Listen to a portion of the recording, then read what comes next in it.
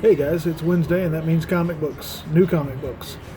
I've been by Blue Ox and I've picked up my haul for this week, big haul, more than I could put into the budget for this week actually.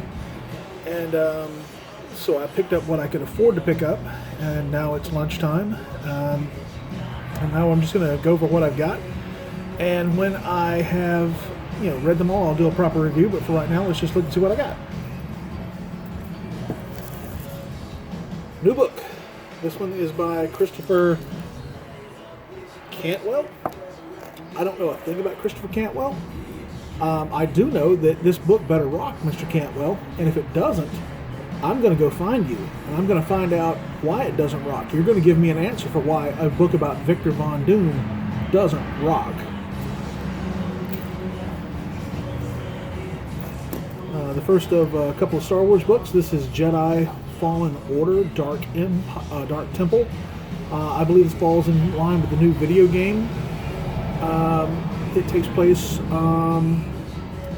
flashing back and forth between about the same time of Rebels and in the period before the Clone Wars breakout.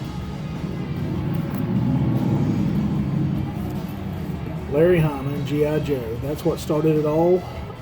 When I was 10 years old, G.I. Joe number 2. Didn't pick up number 1 because, I was 10 and I was too cool for a comic book based on a toy. Here I am 37 years later, and Larry Hama is still killing it. Picked this one between two variant covers because it's a throwback cover to, I believe, issue 26 of the original Marvel run. Let me rearrange a little bit here. We're going to save the best for last. The Batman's Grave by Warren Ellis. Don't know a thing about this book. They pulled it for me over at Blue Ox, where I get my comic books.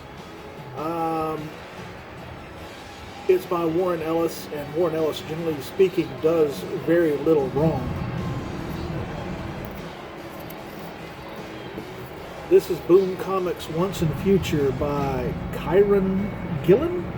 I don't know a thing about Kieron Gillen. Boom is an independent, but I'm a big King Arthur nerd, and anything that says Once in the Future on the front of it, I'm going to look into that. I'm going to see what's going on. I'm trying to be very good about not saying basically or Speaking of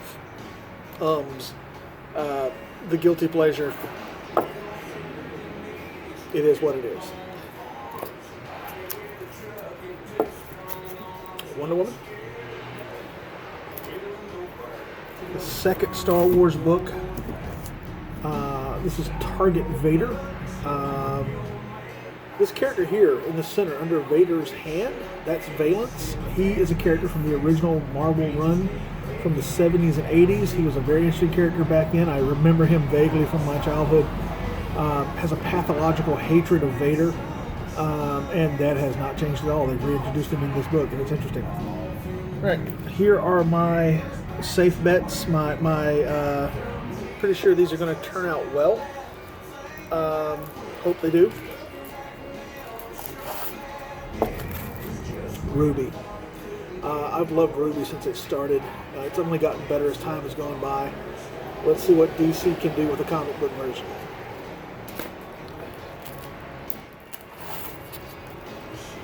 I'm going to show these next two, and there's a certain person out there who's looking at this. I hope he's looking at this.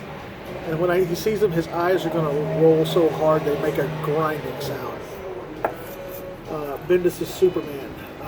The Super Sons Return. Damian Wayne Robin and John Kent Superboy. I got no excuses for you. I love Bendis. I think he's great. Oh, more Bendis. Event Leviathan, the great mystery of who is Leviathan. Really loving this book. Love the mystery of it, trying to figure out who and what Leviathan is. Here's the ace in the hole. Hickman's Powers of X. I'm going to save this one for dead last because I know this one will be good. Anyway, I'm going to finish my lunch. I'm going to read these books, and when I get them finished, I'll give you a proper review for them. I'll catch you later.